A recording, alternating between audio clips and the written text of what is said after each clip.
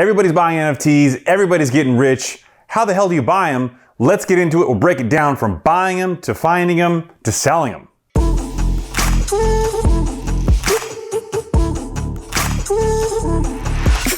If you're new to the channel, we have covered NFTs and the blockchain before. I'll post a link to that video so you can check it out if you just kind of want to know generally what NFTs are and about the blockchain and why they're valuable. But this particular episode is all about NFTs. If you're a seasoned expert, don't get at me on this video, it ain't for you. What we're going to do is we're going to teach you how to buy NFTs, and I'm going to explain to you why there's so much volatility in price from one NFT project to the next. And then we're going to get into some of the nuances of what you want to look for to avoid being scammed. And I kind of hesitate to say that because there's always a new scam out there and there's always new ways of doing it. But I'm just going to give you some basic good guidelines to follow when buying NFTs. So let's start. What you've heard of before, we've all heard about it, an NFT wallet or a crypto wallet. You need one of those to get the party started. There's a lot of different variations out there. I'm not going to offer up all of them to you. You can Google them. I like to use MetaMask. It's probably the most utilized version out there. It's an open source variant, and you can hold your cryptocurrency and your NFTs in the same wallet. Not all wallets give you that access, although most good ones do. You want to be able to look at all of your assets in one place. I typically only buy Ethereum. And if you're just getting started in this space, most NFTs are going to be on the Ethereum blockchain. There will be stuff on, like, for example, Solana and other places, but by and large, Ethereum is what you're going to need to get started. Why is that relevant to this decision? Because you're going to need to fund your wallet with cryptocurrency, particularly Ethereum, in order to buy things like NFTs on sites like OpenSea.io, which is the marketplace right now. There are other marketplaces out there, and a lot of people who are in the NFT space think that OpenSea.io is terrible and it isn't the world's greatest website. But for beginners, for rookies, for newbies, for me, for you, it's like our Amazon. It's like our eBay. Who cares about their execution? Who cares how long it takes to get things done? It's a name brand that you know, that I know, that we can relatively trust when getting this done. So you get your MetaMask wallet. You're going to create an account. Your account's going to give you a long number. That's going to be your wallet ID. You can have as many of them as you want, but when you first get started, you're just going to have one. And if you're a novice to this, that's all you need right now. There are several reasons why you might want more wallets in your MetaMask, which each one has its own unique identifying number. But for the purpose of this video, just use that one. You're going to buy Ethereum. When you get started, I recommend keeping your numbers low, $500 or less, just to kind of play and get started with this whole wallet concept. You're going to fund it. You can fund it either 2 or 3 different methodologies into your wallet, one of which won't require your personal information for Know Your Customer. One will require your credit card information, like an ATM debit card, and it'll debit straight from your account, but the limits are lower. So when you're getting started doing this whole thing, if you start with lower limits and lower credit card access, you'll only be able to put in maybe $350 a week into your cryptocurrency wallet. But that's going to make sure that you limit your spending until you get really, really into this and understand whether you want to do it or not. Moving on. Now you got cryptocurrency in your wallet. You're going to buy Ethereum. You're ready to start looking at NFTs. Chris, what in the Some of these things are little badgers. Some of them are little people. Some of them are cats. Some of them are 3D designs. Why is there so much variation in price? I actually saw Gary Vee say this, and I think it's a really, really good analogy, although he used a different product type. Branding is everything when it comes to NFTs. Some of them are going to take off because they have really good brand values. Some of them aren't going to go anywhere because nobody cares who the maker is and what they are. So I'll give you a great example. You go to the grocery store and you can buy Cocoa Puffs. Cocoa Puffs are a name brand you know, and you're going to pay retail for that. Or you can buy the store variant. It tastes the same, it looks the same, but it's not Cocoa Puffs. You're really paying for the brand, and NFTs are no different. Some of these brands have more hype. Think of some NFTs as being Supreme, and some of them being a brand you might find at Nordstrom's. They might be well regarded, they might trade for a decent price, but they're not going to go up, and they're not going to be people waiting in line for them. That's the difference with the NFT world.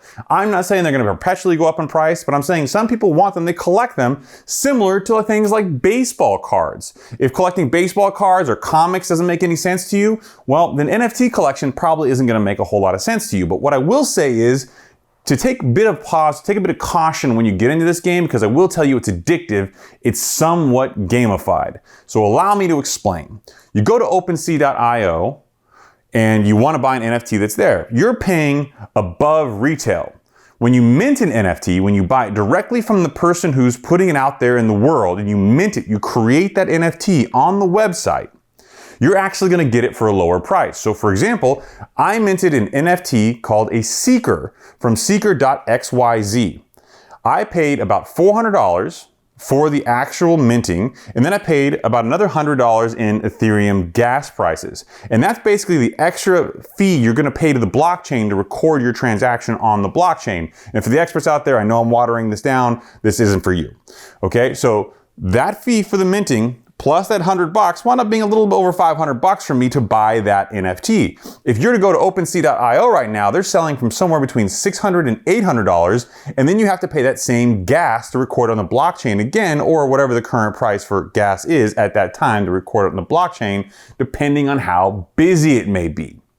So, what do you know? If you mint an NFT, you get the best possible deal versus if you buy it on the open market where people are buying and selling. There's a buy it now just like eBay, or you can have an auction just like eBay on sites like OpenSea.io, but you're generally gonna pay more than that first minting. So if you can buy them when they mint from the website, it's the best possible opportunity to come up in value if you're collecting for money. I bought these because I like them. One of the ones that I'm looking to buy right now is a Murakami flower. Takashi Murakami, who's a Japanese artist, is minting seeds, and the seeds will turn into his notorious Murakami flower.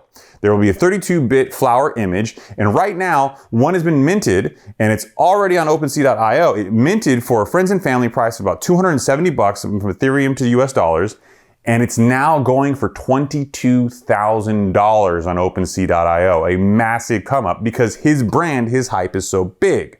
So what you're gonna wanna do with your cryptocurrency wallet is you're gonna wanna be able to go in that wallet, in the MetaMask wallet, from your mobile phone if you're using it, or from your web browser. You can't use Apple's native browser, you have to use Google Chrome, and you can add a MetaMask wallet extension to it, and you can go onto any website and connect your wallet whenever they're minting to buy, as long as you have enough Ethereum plus gas in your account to mint it. Or if you go to OpenSea.io, you can connect your wallet vis-a-vis the extension in the browser, and you can buy whatever you want. Those will be imported into your wallet, and you'll be able to see your NFTs in your actual wallet on your mobile phone and on the website if you have the extension in your browser. But you need to be very, very careful with things like your passwords when it comes to your crypto wallet. Because if anybody gets a hold of that, they can wipe you out, and you're going from one anonymous numbered wallet like yours to another anonymous wallet like somebody else's. You'll never be able to get it. Once that money's gone, it is gone.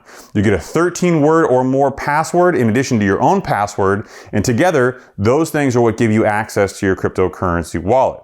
So you need to make sure you keep that long password, those multiple words, stored someplace safe and ideally off your phone. In a worst case event scenario, you need those and your password to get back into your crypto wallet, because without them, you're not ever getting back in and that money's lost. So a few scams to avoid. If somebody emails you direct, generally speaking, it is rarely actually the person out there. Be careful. Do not, if anybody reaches out to you on Twitter and says they work for MetaMask and they'll help you get into your wallet, that is generally a scam. If someone's reaching out to you and they want your wallet information, that is also generally a scam. You need to understand that just because you see a site that's minting, that could also be a scam. And that's how people with the Takashi Murakami minting got really scammed. There was somebody going around sending a fake website which looked like his but had one letter off or one decimal off, and people were sending money from their crypto wallets to this website in a fake mint.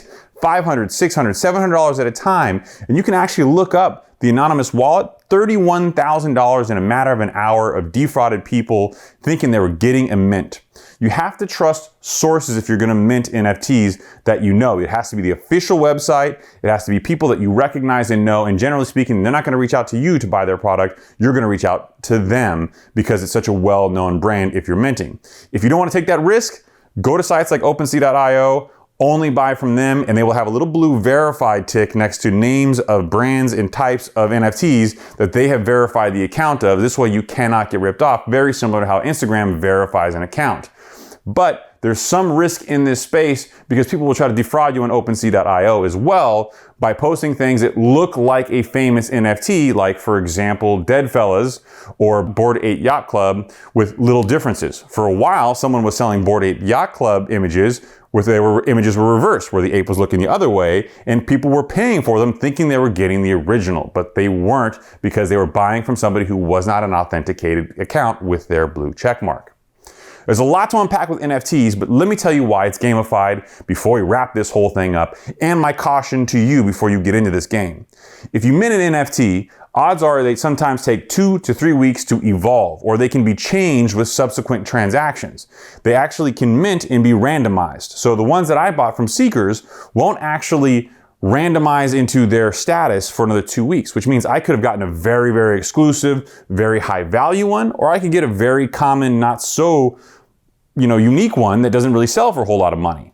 In 2 weeks when that happens, I'll then be able to turn around and go to a website and sell it if I want to. And that is almost like gambling. When you think about pulling down the arm and the wheels spinning and you get an opportunity to win some money or lose some money or stay the same, that's kind of the addiction for some people in the NFT space. It's exciting, there's a little bit of a thrill there, but not a whole lot of people are actually flipping them to make money consistently, especially because the space is volatile. The market demands something, you'll sell it for a high dollar amount. The market doesn't, you'll sell it for a low dollar amount. So take a bit of caution before you get into the space. If you're doing it to have fun like I am, I encourage it. It's cool, it's unique, you can talk about it with your friends, and you can stay up on the technology. But don't get addicted to it. We'll catch you next week.